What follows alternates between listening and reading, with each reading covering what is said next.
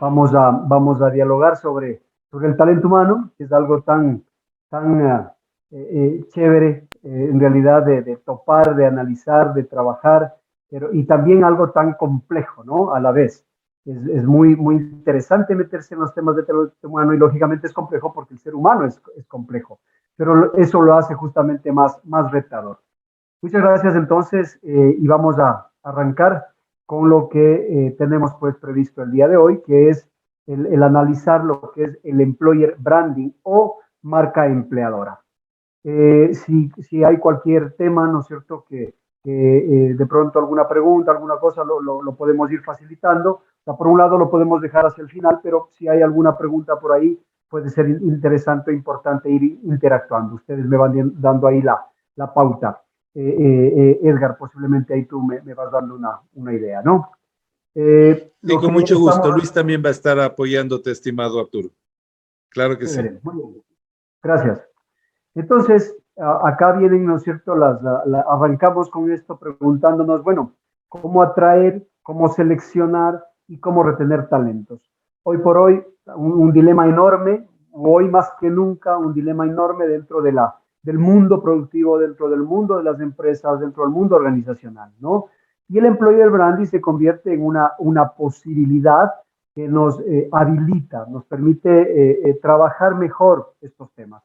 Pero, ¿qué es employer branding? Creo que es importante arrancar desde el concepto, ¿sí? Porque, claro, son cosas también que empezamos a escuchar, son cosas nuevas, que no son modas, y esto creo que es importante decirlo, porque sí hay cosas que a veces son moda, y las empresas lo toman como moda, pero en realidad el employer branding más bien es algo que viene a quedarse, ya está marcando la diferencia a nivel de las empresas, empezar a trabajar, ¿no es cierto?, este tema. Entonces, ¿qué es?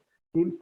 Se lo conoce también como marca empleadora en español. Es un concepto que hace referencia a la imagen que proyecta un negocio, una empresa, en su calidad de entidad empleadora. Esta percepción es, de hecho, la suma de la reputación de cualquier empresa entre sus trabajadores actuales. Entonces, aquí, primera parte muy importante, la marca empleadora busca que tengamos lo que se llaman los embajadores de la marca. ¿Quiénes son los embajadores de la marca? Los trabajadores actuales. ¿Por qué son embajadores? Porque están comprometidos y tienen fidelidad con la empresa. ¿Por qué tienen compromiso y fidelidad? Porque la empresa se preocupa, la empresa cumple un ciclo de buenas prácticas que se convierten en prácticas de valor agregado para el colaborador, ¿sí? Por eso hablamos de este embajador de la marca. ¿Por qué también se dice que es un embajador de la marca? Porque se busca que si la persona está contenta en X organización y se mueve en la comunidad afuera de la empresa, llámese barrio, colegas, networking, redes, universidad, etcétera, esta persona va a estar hablando bien de la organización. Entonces, por eso es mi embajador de marca, porque habla bien de la organización, ¿sí? También puede ser lo contrario, ¿no es cierto? Hay gente que tú le preguntas dónde estás trabajando y les da hasta vergüenza de decir en dónde trabajan. O dicen, estoy trabajando ahí, pero mira que no estoy contento, pasa esto, pasa este otro, no hay claridad en las cosas, no hay comunicación, etcétera, etcétera, etcétera. Entonces es lo contrario. La segunda parte de este employer branding tiene que ver con la parte externa. Y por eso en la parte final dice, y entre los candidatos potenciales. Ahí estamos hablando de atracción, si se dan cuenta. Entonces, de plano, aquí están ya los dos elementos. Si yo hago bien las cosas como empresa y como talento humano, yo estoy primero logrando retener, ¿sí? Que la gente se quede en mi organización, o por lo menos que lo piense antes de irse. Y por otro lado, si es que hago bien las cosas en la organización, el mercado laboral, el talento se va a dar cuenta. Y ahí estamos hablando de esta parte de atracción. Ahí están las dos variables, entonces, retención y atracción. Tenemos unos datos a compartir acá de un estudio que hizo una empresa que se llama MRA Network, de quien nosotros fuimos parte en determinado momento. Este es un headhunter global. ¿sí? Y entonces ellos hacen un estudio con 240 ejecutivos que trabajan en temas de headhunting y consultoría de selección a nivel mundial y 54 gerentes de talento humano. ¿Qué nos deja este estudio? Nos pone o nos resalta 5 errores al contratar que pueden herir su marca como empleador, es decir, justamente su employer branding, desde la parte de selección. ¿Cuál es el error número 1? No reconocer lo que implica actuar en un mercado dominado por los candidatos. ¿Qué significa esto? Voy a resumirlo. Antes, las empresas escogían el talento. Hoy, el talento escoge las empresas. Así ha cambiado finalmente el mundo laboral. ¿Qué significa esto? Que las empresas deben hacer esfuerzos extraordinarios para atraer al talento. Ya no pueden hacer lo mismo que venían haciendo. Tienen que repensar sus prácticas, sus maneras de trabajar con la gente, cómo toda la organización habla un mismo idioma. ¿Sí? ¿Qué idioma es ese? El idioma que está centrado en las personas. ¿Quién nos va a llevar a los resultados? Sino las personas. Entonces, no es al revés. No es que decimos, la empresa tiene que alcanzar resultados y listo. No, no, hijo. Quien te lleva esos resultados es la gente. Si la gente está en un lugar en donde puede ser productiva, las personas van a potenciar la organización y los resultados de una organización.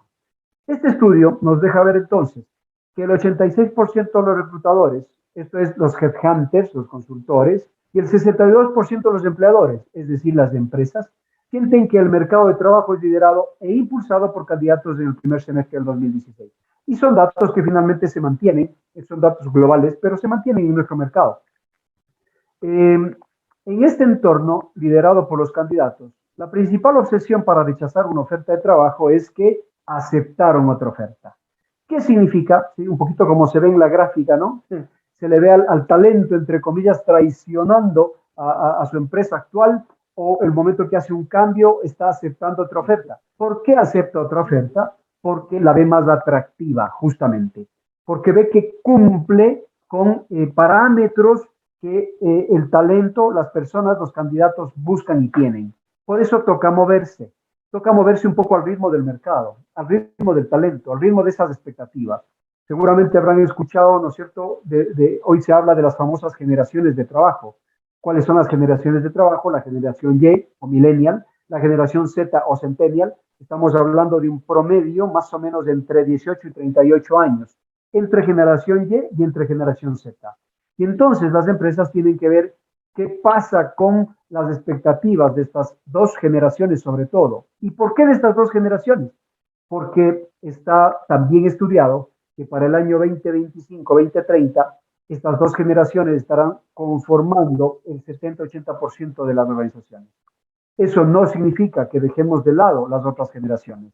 No significa que tengamos que excluir a gente. Todo lo contrario. Tenemos que incluir a quienes van a ingresar al mundo organizacional y no dejar de ver, no perder de vista a las generaciones que están por encima, que son la generación X, el baby boom, etc.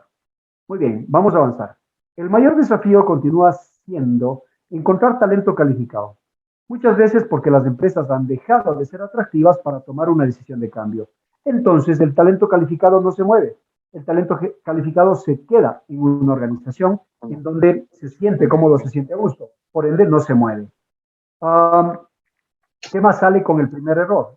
Los empleadores consideran que el principal limitante para atraer talento es la compensación, mientras que los reclutadores consideran que son las oportunidades de desarrollo y crecimiento. Interesante, porque aquí ya vemos una primera, digámoslo así, ambigüedad, una primera dicotomía, ¿no es cierto?, en donde las empresas, ¿no es cierto?, piensan que es el tema de compensación, y no es exclusivamente el tema de compensación. Los reclutadores, en cambio, piensan que es una oportunidad, de que las personas están pensando en su desarrollo, pensando en su crecimiento, ¿sí? Entonces es el equilibrio de estas dos variables en realidad, lo que permite que ese talento sienta la atracción. Sin embargo, hay otras variables que las vamos a ir mencionando. ¿Qué nos dice esta caricatura? Claro, me encanta pasar 9 horas diarias en la oficina, 5 días a la semana, por un sueldo estable, entre comillas. para que una empresa gane dinero mientras se me va la vida día a día, junto con mis metas y mi motivación. Y entonces, claro, es algo finalmente irónico. Acá estamos viendo un sarcasmo de un joven, ¿no es cierto?, que dice, espérate tantito, o sea, las compañías tienen que darme algo más, ¿cierto? Entre comillas, que solo dinero. Si yo paso tanto tiempo en una compañía, en una empresa, en una institución. Por ende, en este mismo estudio nos dicen que los candidatos quieren oír ejemplos reales de cómo los talentos han crecido y estar seguros que la movilidad es parte de la cultura de la empresa. ¿Qué significa? Ya no puedo decirle al candidato que le entrevisto, mira, tú vas a crecer en la empresa. Ese es como un ofrecimiento. Eso es como de labios para afuera. Las personas necesitan evidencia. Y entonces es distinto decirle al candidato, mira, Manuelito Parrales empezó como cajero y ya lleva 3 años en la organización y este rato es supervisor de cajas. ¿Sí? ¿Cómo logró eso? De esta forma, de esta otra forma y de esta otra forma. Entonces es distinto hablar con evidencia, hablar con pruebas. La gente se da cuenta que lo que tú estás ofreciendo, ¿sí?, es una realidad, se está dando en la empresa. Por ende, te vuelves más atractivo como organización. El error 2 que afecta al employer branding.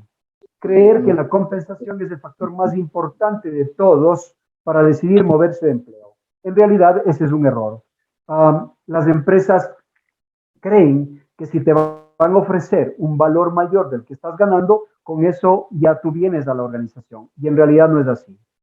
El tema económico es importante. No podemos dejarlo de lado y habíamos visto en la anterior lámina.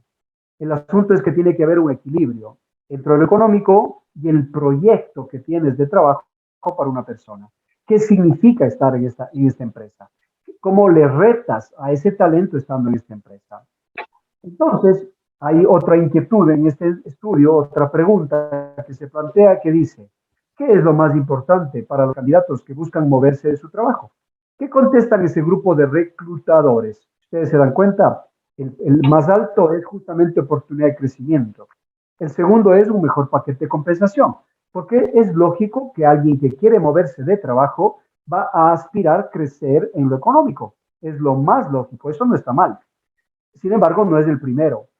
Y luego hay dos más, ¿no es cierto?, que son igual de importantes, que están en tercer y cuarto lugar. Una mejor cultura organizacional, es decir, yo tengo que hacer esfuerzos por consolidar mi cultura porque las personas y el talento se dan cuenta de esto. Y la otra, un mejor balance vida-trabajo, trabajo-vida. Lo que es un equilibrio que le puedas dar. Los candidatos también se dan cuenta de esto.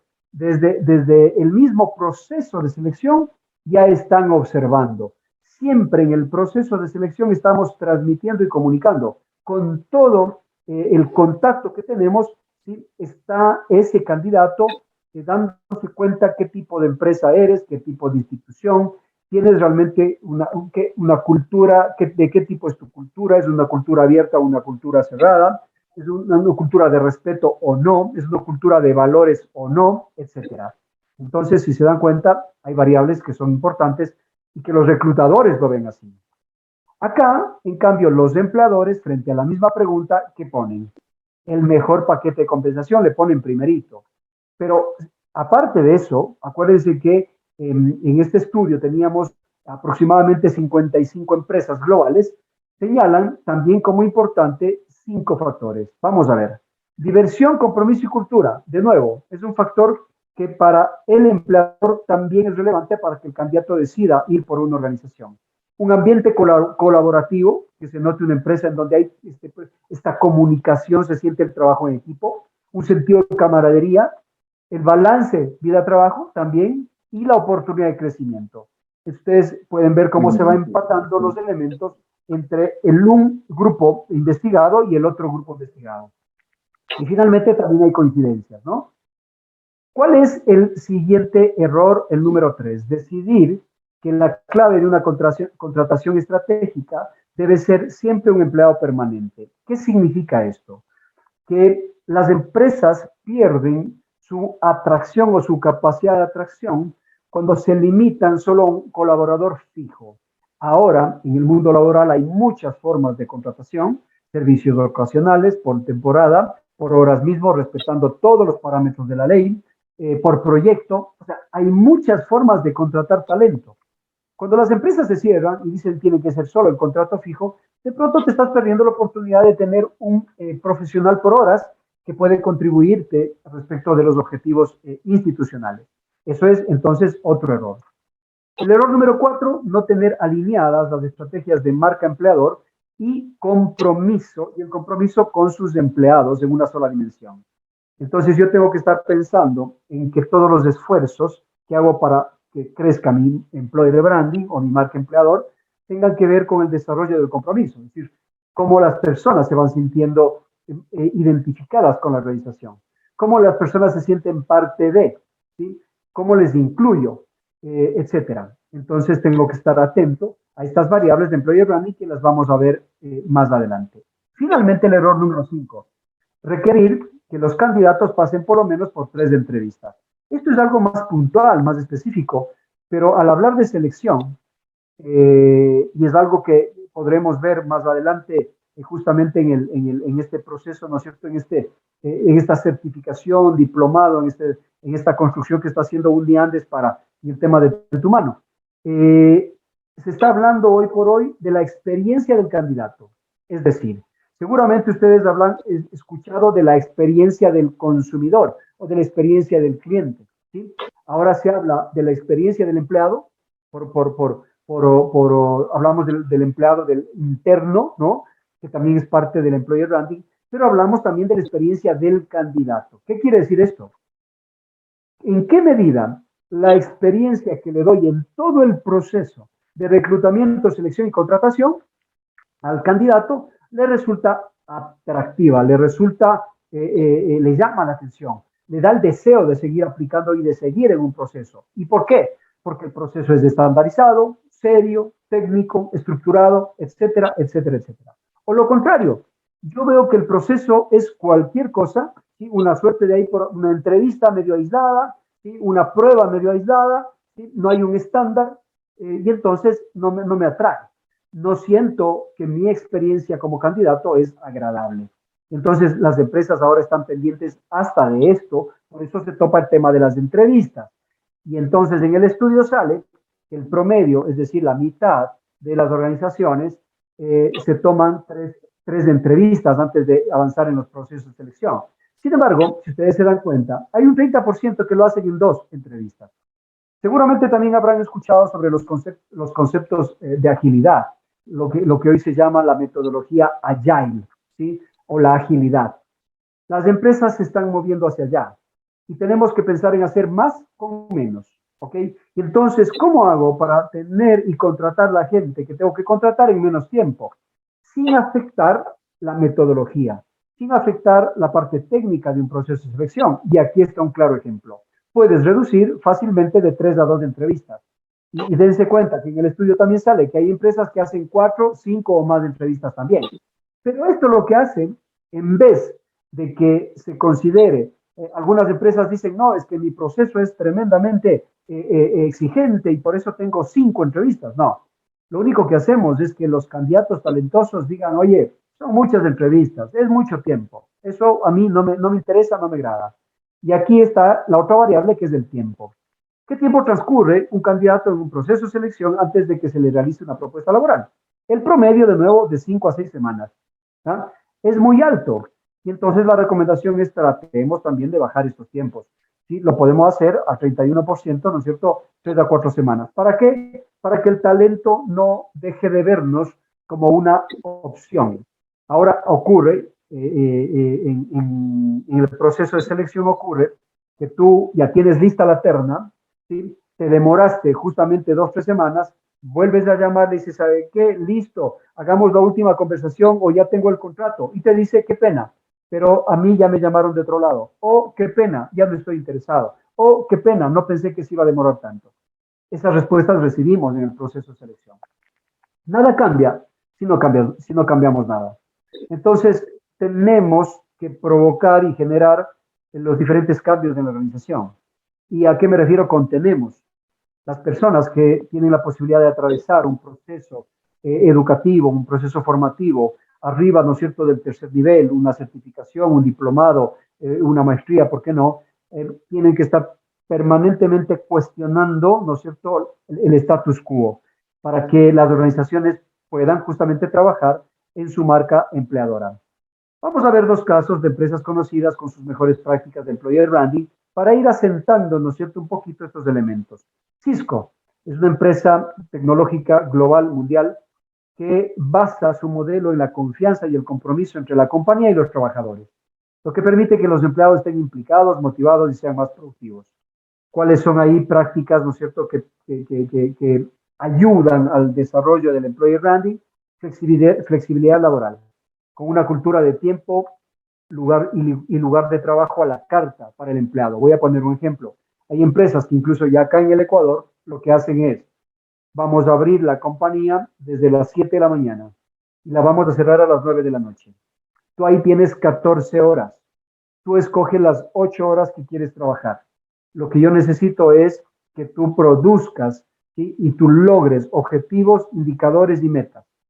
Luego tú te arreglas las 8 horas. Ahí estamos hablando de lo que se llama el flex time o flexibilidad laboral.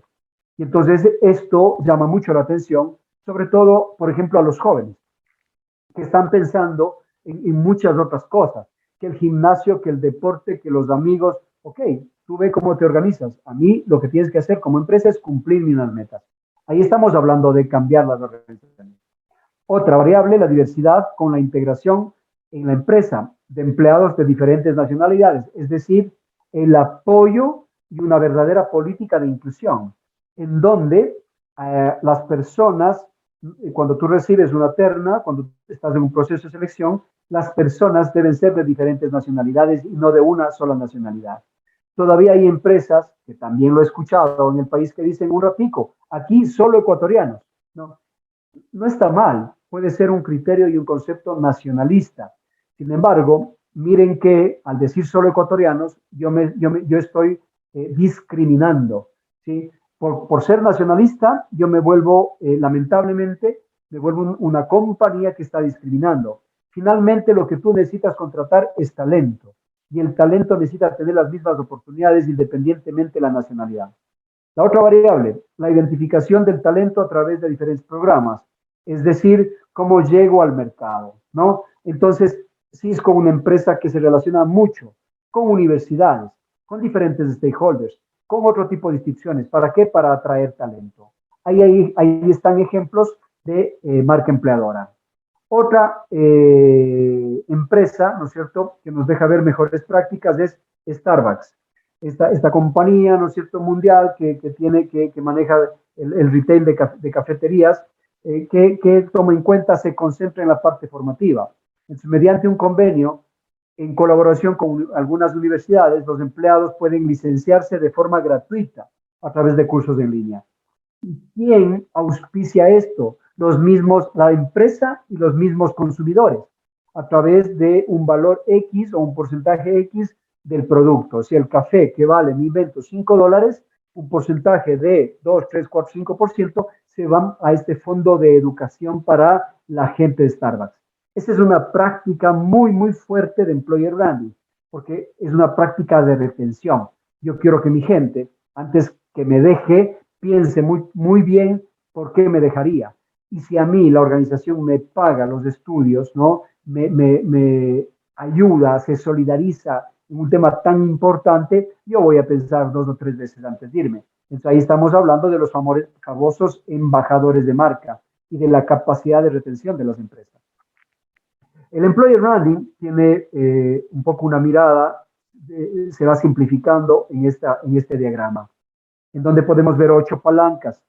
Yo voy a explicar estas palancas para ir cerrando, ¿no es cierto?, la presentación y pasar con algunas inquietudes que ustedes puedan tener. Estas palancas permiten que sean una base, ¿no es cierto?, para esta construcción, este edificio llamado employer branding. El employer branding es una práctica que va a permitir que la cultura organizacional se replantee, crezca, se rediseñe. ¿En qué palancas entonces hay que trabajar? Primero, el propósito de la empresa. ¿Qué significa? Debemos tener como organización creado ese propósito, Voy a poner un ejemplo. Si soy un hospital, ¿cuál es el propósito? El propósito no necesariamente es dar un servicio, ¿no es cierto? O dar unas medicinas, o el propósito es salud, el propósito es vida, ¿se dan cuenta? Entonces, cuando las personas están más claras del propósito de una institución, de una empresa, les hace más sentido estar en ella y ser parte de ella. Ese propósito va acompañado de liderazgo, tiene que ser algo inspiracional para que conecte con las personas que están dentro de y para poder transmitirlo fuera de. Luego están los procesos de talento humano. Entonces aquí se trata de construir de manera técnica, profesional, pero también humana, ¿sí? Los temas de selección, evaluación, capacitación, compensación, etcétera, pensando en justamente mis prácticas de talento humano atraen verdaderamente a personas dentro del mercado laboral. Voy a poner un ejemplo. Si yo hago un estudio de remuneraciones y yo me doy cuenta que como organización estoy abajo del promedio de mercado, ¿sí? Y yo tendría que tomar alguna acción, porque lógicamente eso no es atractivo para ese mercado. Acabamos de ver en el estudio hecho por MRI que la compensación es importante. No es lo único, pero es importante. Otro ejemplo, si yo manejo mi proceso de gestión del desempeño y lo manejo para impulsar el desarrollo, para que la gente crezca en competencias, eso va a ser atractivo para el talento. Cuando yo no tengo una evaluación del desempeño, la gente dice, yo no sé aquí si estoy haciendo las cosas bien o mal, aquí no me miden. Y aquí finalmente podría permanecer, ¿sí? De manera estática, ¿sí? Sin contribuir. Y bueno, yo no me siento muy cómodo así, yo quiero buscar una organización donde pueda contribuir, en donde yo pueda poner, ¿no es cierto?, todo mi potencial en ese cargo, en ese rol. Ahí he puesto dos ejemplos de talento humano en cuanto a la construcción de esta marca empleadora. Tres, comunicación interna. Eh, las empresas creen que comunican, pero la comunicación es un proceso mucho más profundo, es un proceso también estratégico en las organizaciones. Y entonces sí tenemos que revisar muy bien qué estamos haciendo hacia adentro y hacia afuera en cuanto a la comunicación para justamente atraer y retener, ¿no? Cuatro, la calidad de la estructura gerencial. Esta es realmente Pepa. No se me ocurre otra palabra. No es muy académica la palabra, pero ustedes me entienden qué significa con Pepa. ¿Y por qué digo Pepa? Porque quien cuida al talento, quien se convierte en ese gran protector de talento, es la estructura gerencial. Son los jefes. Y esos jefes que tenemos que llevarlos a que no sean jefes, sino que sean líderes. Esos gerentes que también tienen que moverse a ser líderes, con otras capacidades, con otras habilidades, para que la gente diga, yo me quedo aquí, no exclusivamente por el dinero, ¿sí? Yo me quedo aquí porque yo aprendo de mi jefe, yo me quedo aquí porque hay apertura, yo me quedo aquí porque se me escucha, y yo me quedo aquí porque mi jefe se da tiempo para mí y porque me da feedback. ¿Se dan cuenta? Entonces, a diferencia de gente que dice, trabajan entre comillas en grandes empresas, pero dicen igual, me voy, renuncio. ¿Y por qué renuncian? No le aguanto al jefe.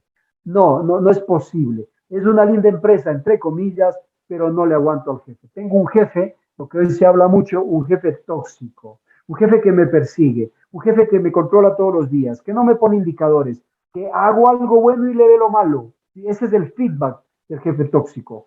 Entonces así no podemos, ¿no es cierto?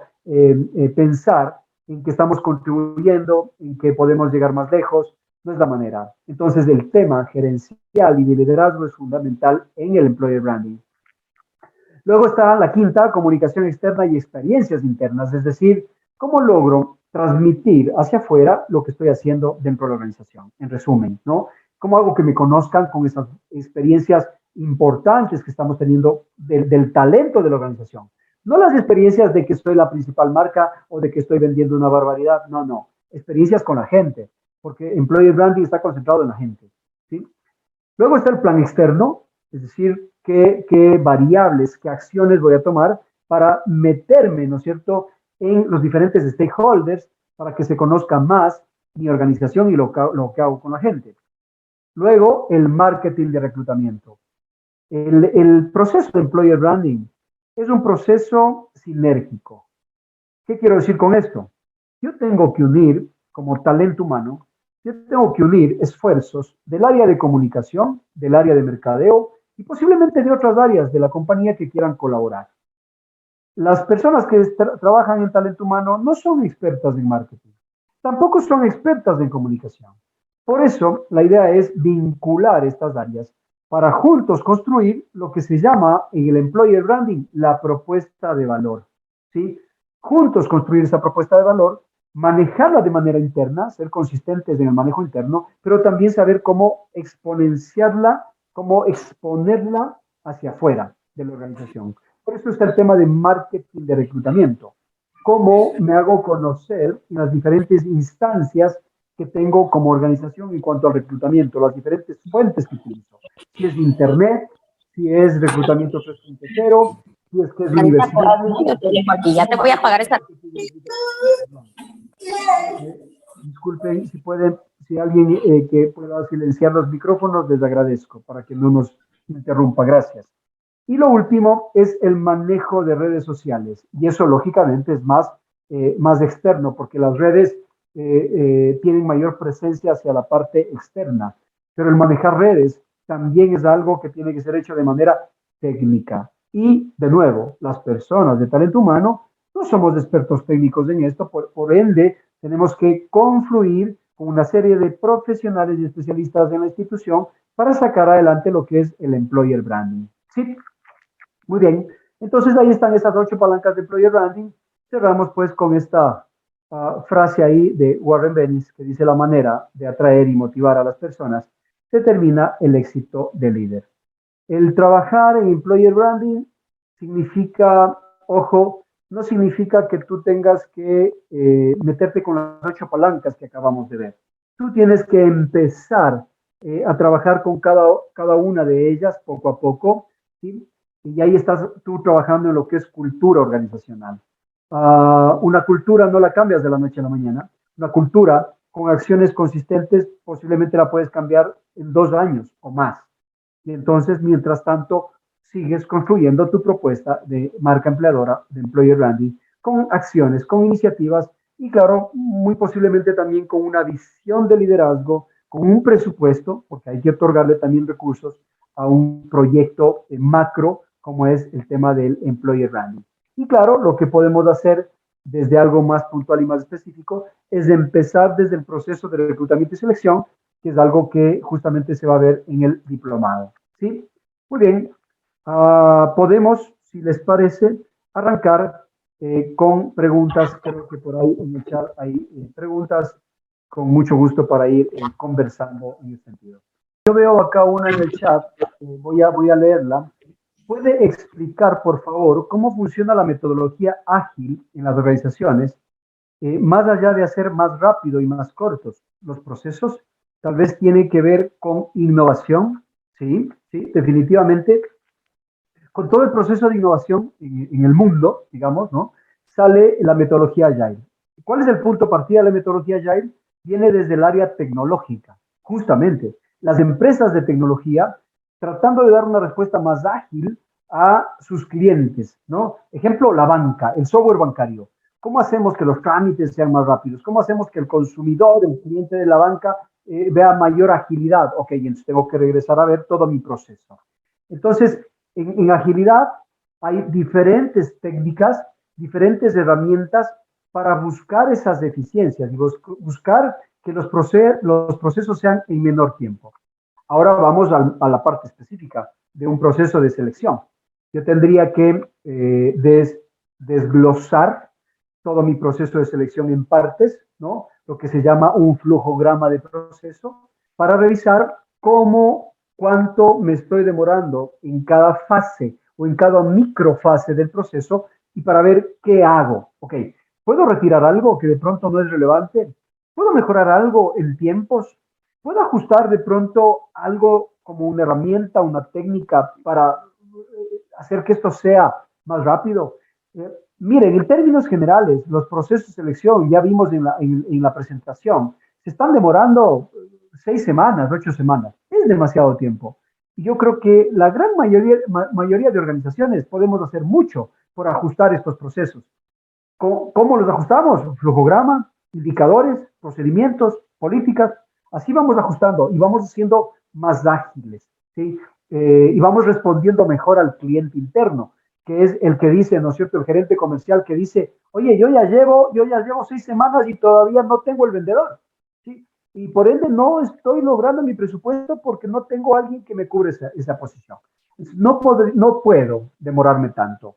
Tengo que ver cómo afino, ¿sí?, el proceso para demorarme el tiempo que debo demorarme, ¿sí? ¿Cuál es ese tiempo? Va a depender, porque eso depende de la relación oferta-demanda, depende del sector en el que trabajas, depende de los recursos con los que cuenta la organización, o sea, depende de algunas variables, pero tendría que hacer todo lo posible por ser más ágil en el proceso de reclutamiento y selección. Esa sería una respuesta, espero haber contestado. Vamos a ver si tengo acá alguna otra pregunta. No, en el chat no veo otra pregunta.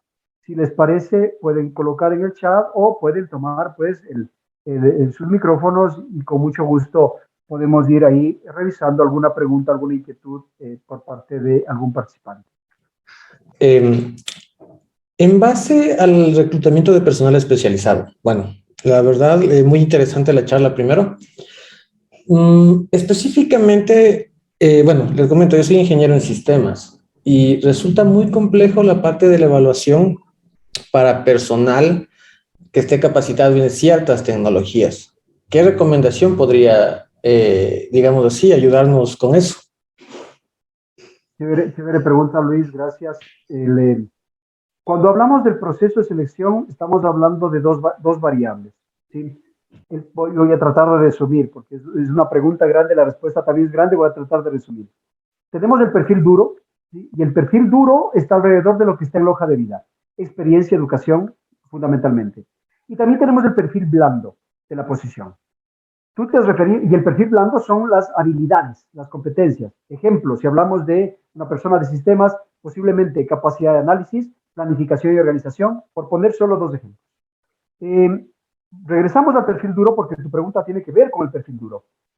Si hay una parte técnica que requiera, ¿no es cierto?, las personas, tengo que ver como organización en dónde está ese talento.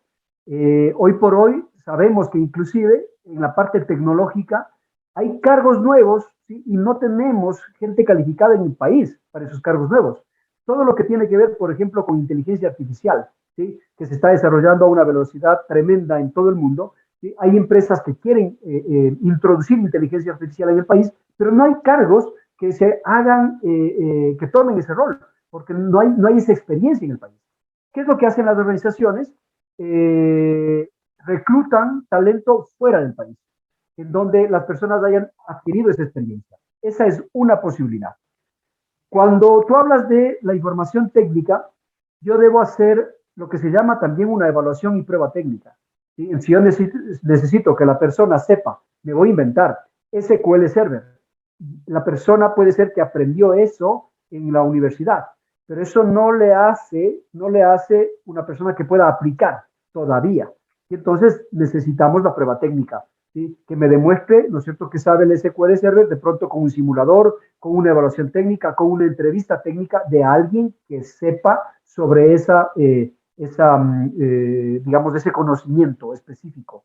Esa es una segunda posibilidad. La tercera posibilidad, que también lo hacen algunas organizaciones, es empezar a vincularse con las universidades de manera más cercana para decir, ¿sabe qué? Yo necesito esto, voy a necesitar esto en 1 o 2 años. Empecemos a preparar gente en esto porque no hay en el país. Y entonces, de esa manera, un poco como organización, me voy asegurando que salgan profesionales que yo voy a requerir, que van a poder trabajar en mi organización, en mi empresa, en mi industria, porque se están preparando en un tema que yo solicité a la universidad. Debería haber esos vínculos, debería haber más diálogo entre universidad, ¿sí?, y todo el sector empresarial. Esa podría darte como respuesta, concentrándome en lo que te decía de el perfil duro, Luis. No sé si ahí aclaré o si algo más quieres profundizar. No, sí, la verdad es que, bueno, en mi área, por ejemplo, de ciberseguridad, actualmente es la parte más compleja que existe encontrar profesionales en Ecuador.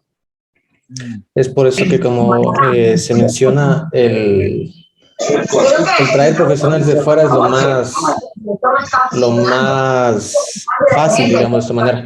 Claro que también los valores o costos suben mucho, ¿no? Eso es el contra, digamos, de esto. De acuerdo, de acuerdo. Ujú. Ahí funciona realmente, Luis, te cuento un poquito la técnica y la metodología del headhunting, ¿sí? El headhunting es una metodología especial que lo que va a hacer es identificar talento, ¿sí? Para que se mueva de una organización a otra organización, ¿sí? Y lo que se hace es proyectar ese talento dándole nuevas oportunidades capaz en otra empresa en donde tiene crecimiento, tiene desarrollo, etcétera. Claro, para eso también es importante que las empresas de tecnología, de seguridad, como tú dices, cuiden a su talento. Y por eso tienen que armar las estrategias que hemos conversado el día de hoy para que la gente no se vaya. ¿Sí? Muy bien, voy con otra inquietud de Paola que dice, ¿cómo recluto personal en una empresa de servicios contables? Es algo similar a la respuesta que le di a Luis realmente, Paola. La respuesta la pregunta realmente es grande, ¿no? Y entonces, yo te diría en resumen, tienes que armar un flujograma de tu proceso de selección, debes tener determinado unas fases que sine qua non se deberían dar. O sea, voy a poner un ejemplo rapidito. Debes tener un perfil del cargo, debes tener unas fuentes de reclutamiento, quizás unas buenas 4 o 5 fuentes de reclutamiento, saber a dónde te diriges, porque a veces lo que hacemos es poner bocas, ¿no? Lo que se dice vulgarmente, o buscar que el vecino, que el hijo del padrino, etcétera.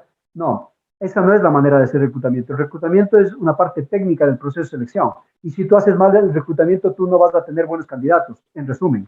Cuando ya hiciste un buen reclutamiento, tú deberías pasarles lo que se llama una evaluación.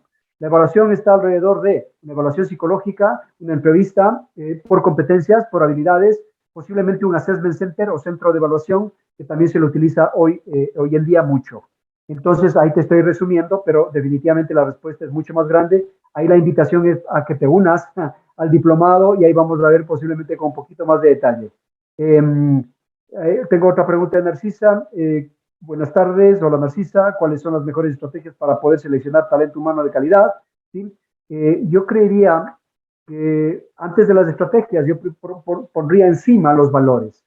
Es decir, una organización con valores claros, centrados en la persona, va a tener muy bien identificado cómo integrar su proceso de selección. Primero. Segundo, lo que decíamos hace un momento, debes tener una estructura para que tu proceso sea estandarizado, ¿sí? ¿A qué me refiero con estandarizado? Todos los candidatos deben pasar por las mismas fases de un proceso de selección. Ahí estamos hablando de estándar. Entonces tú puedes comparar a los candidatos. Y no es que el uno pasa por la entrevista, el otro por la prueba, al otro no le haces nada, el otro sin hoja de vida, el otro ya entró a trabajar. Ahí estamos hablando de todo lo contrario del estándar, ¿sí? Espérame un ratico porque ahí ya. Luego, creo que debe haber foco en las personas que manejan el proceso de selección. Debe ser gente entrenada, preparada y gente que le guste trabajar en esto. Hay gente que, inclusive pese a que ha estudiado, no se siente muy cómoda haciendo selección. Y entonces no puede ser que una persona que no se siente cómoda haga el proceso de selección, porque saben lo que ocurre. Seguramente los resultados no van a ser los mejores. La persona no se concentra, no se focaliza, no hace su trabajo a gusto. Y entonces es súper importante quién está haciendo el proceso de selección, que tenga entrenamiento, que esté preparado, que también sea una persona de valores. Y las técnicas o herramientas, ¿sí? Para ir capaz a la parte central de tu pregunta, están alrededor de unas pruebas psicológicas estandarizadas y que te den información válida, una entrevista por competencias, no una entrevista, digámoslo así, tradicional. La entrevista tradicional, que no es por competencias, está comprobado que tiene un punto 2 sobre 1 de esta capacidad de predecir, ¿no es cierto?, que necesitamos en el proceso de selección. Y lo último, posiblemente un assessment center. El Assessment Center es un centro de evaluación en que varias personas yo voy mirando y midiendo competencias y comportamientos del cargo. Ahí voy resumiendo un poquito la pregunta. Jorge pregunta, si la educación no te brinda la capacidad de aplicar a los distintos mercados laborales, ¿por qué no guiar los estudios dirigidos a resolver problemas reales y no solo de cumplimiento de la materia? Completamente de acuerdo, Jorge. Ahí no tengo yo una respuesta, yo ahí más bien te digo, tú tienes toda la razón.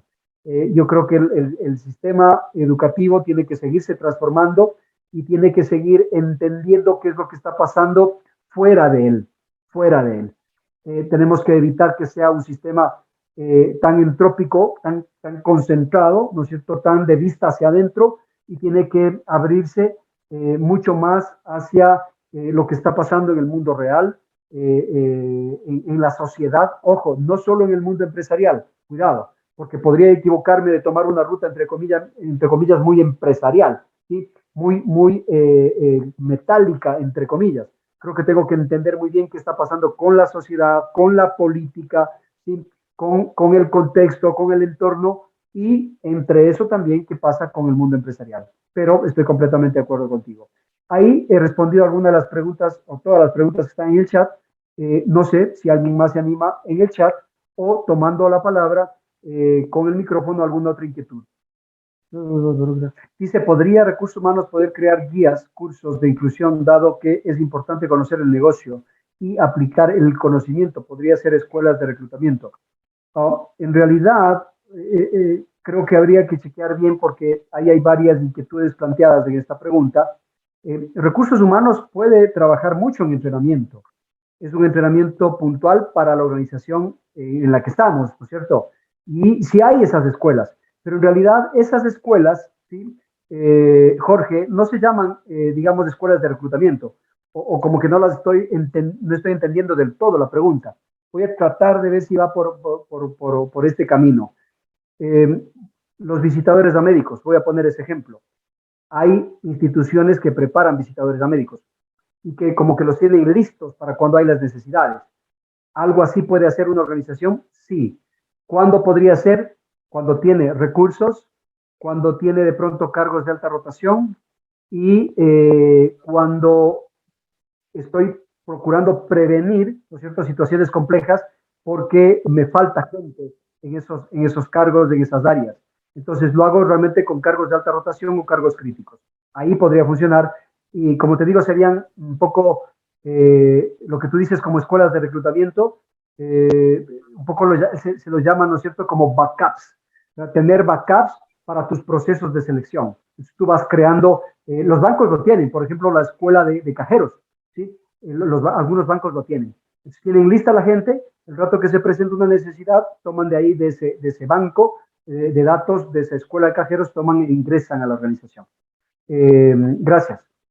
Creo que en chat ya no tengo ninguna pregunta, tampoco creo por micrófono, ¿no? Ha sido un gusto el poder compartir con ustedes. Gracias a Uniandes la invitación. Espero verles quizás a todos. No podría ser a todos porque están muchos, pero tal vez ahí hacemos, ¿no es cierto?, unos buenos 3, 4, 5 paralelos para el diplomado de talento humano. Me encantaría verles ahí y conversar y trabajar más en herramientas, ¿no es cierto?, técnicas y estratégicas de talento humano. Muchas gracias, Edison, por la presentación y por el apoyo en este webinar. Gracias también a Jenny, que nos invitó ahí desde Uniandes a ser partícipes de esto. Un gusto y a las órdenes.